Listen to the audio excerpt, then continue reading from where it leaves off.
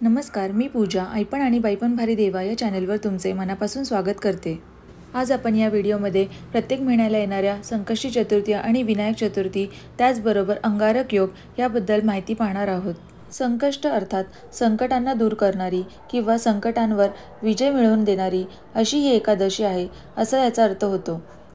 संकटाचा पराभव करणाऱ्या चतुर्थीला संकष्टी चतुर्थी म्हणतात। संस्कृत भाषेतील संकष्टी या शब्दाचा अर्थ कठीण प्रसंगातून सुटका करणे असा आहे। कोणत्याही प्रकारचे दुःख असेल तर त्यापासून मुक्त होण्यासाठी या चतुर्थीला उपवास करून गौरीपुत्र गणेशाची पूजा करावी। या दिवशी लोक सूर्योदयापासून चंद्रोदय होईपर्यंत उपवास करतात। अमावस्येनंतर येणाऱ्या शुक्ल पक्षातील चतुर्थीला विनायक चतुर्थी आणि कृष्ण पक्षाच्या पौर्णिमेनंतर येणाऱ्या चतुर्थीला संकष्टी चतुर्थी असे म्हणतात। गणपती बाप्पा हे आबालवृद्धांचे आराध्य दैवत।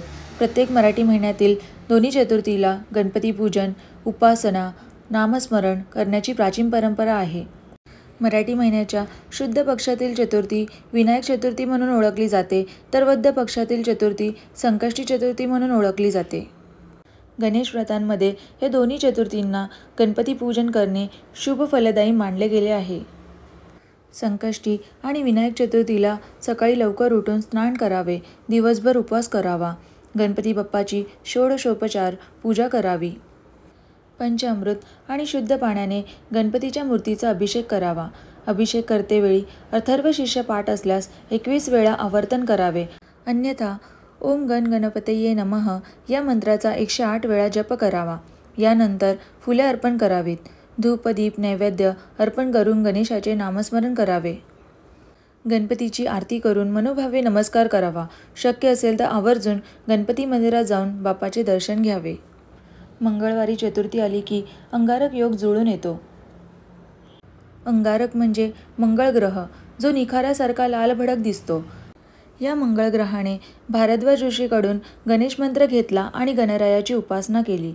त्याच्या उपासनेवर प्रसन्न होऊन बाप्पाने त्याला आशीर्वाद दिला की माझ्या जन्माची तिथी चतुर्थी होती, म्हणून मंगळवारी येणारी चतुर्थी तुझ्या नावाने अर्थात अंगारकी चतुर्थी म्हणून ओळखली जाईल। अमंगळ समजल्या जाणाऱ्या मंगळ ग्रहाला ज्या वरद विनायकाने पावन केले, त्या विनायकाने आपलाही उद्धार करावा या हेतूने अंगारकी चतुर्थीचे व्रत केले जाते। विनायक म्हणजे विशिष्ट शासन करणारा नायक, गणपती समोर अंगणात अग्रस्थानी लढणारा, आनंदाच्या प्रसंगी मनसोक्त नाचणारा, गोडधोड आवडीने खाणारा, शिक्षणाची आवड आणि आस्था बाळगणारा, असा सर्वांना आदर्श वाटणारा असा देव आहे। विनायक चतुर्थी मंगळवारी आली की तिला अंगारक योग असलेली चतुर्थी मानतात। अंगारक म्हणजे मंगळ। विनायक चतुर्थी पुण्यप्रद मानली गेलेली आहे। मंगळवारी येणाऱ्या अंगारक विनायक चतुर्थीला गणपतीचे विशेष पूजन करावे असे सांगितले जाते। वर्षभरातील सर्व चतुर्थी व्रत केल्याचे फळ मिळते, शिवाय मंगळ ग्रहाची आणि खुद्द गणरायाची आपल्यावर कृपादृष्टी होते अशी भाविकांची श्रद्धा आहे। अंगारकी चतुर्थीचे व्रत केल्यास कोणतेही संकट येत नाही अथवा संकट आल्यास त्याचे निवारण होते अशी मान्यता आहे। तुझ्या नावाची ही चतुर्थी लोकांचे कल्याण करणारी होईल असा वर गणेशाने मंगळाला दिला, तेव्हापासून अंगारकी चतुर्थी या दिवसाला विशेष महत्त्व प्राप्त झालेले आहे। शास्त्रानुसार संकष्टी चतुर्थीच्या उपवासाची सुरुवात श्रावण महिन्यातील संकष्टी चतुर्थीपासून केली जाते। संकष्टी चतुर्थी सलग 21 संकष्टी धरून व्रताचे उद्यापन करावे।